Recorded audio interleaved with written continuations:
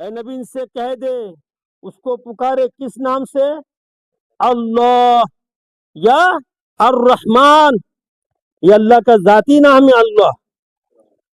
اب اللہ سبحانہ و تعالیٰ نے بسم اللہ، اللہ کو بعد میں رکھا ہے اپنا نام، پہلے کیا رکھا ہے؟ بسم، نام کے ساتھ۔ اب یہاں پر ہمارے جو جولہا پارٹی ہے انڈیا پاکستان میں، جو 15ویں صدی کے گمراہ کن لوگ ہیں، وہ اس میں جھگڑا نکالتے ہیں، کہتے ہیں بولو اللہ کے نام سے، جبکہ اکثر مفسرین جو ہمارے لغت کے ہیں انہوں نے ترجمہ یہ کیا ہے شروع کرتا ہوں اللہ کے نام سے۔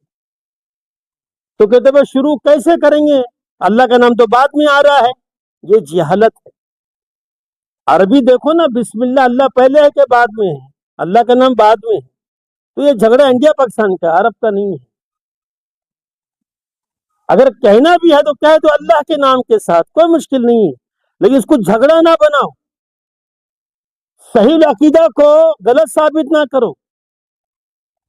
پتہ نہیں کتنے الفاظ استعمال کرتے ہیں، کہتے ہیں ان کو علم نہیں ہے، تمیز نہیں ہے، جاہل ہے، حالانکہ تم خود جاہل ہو۔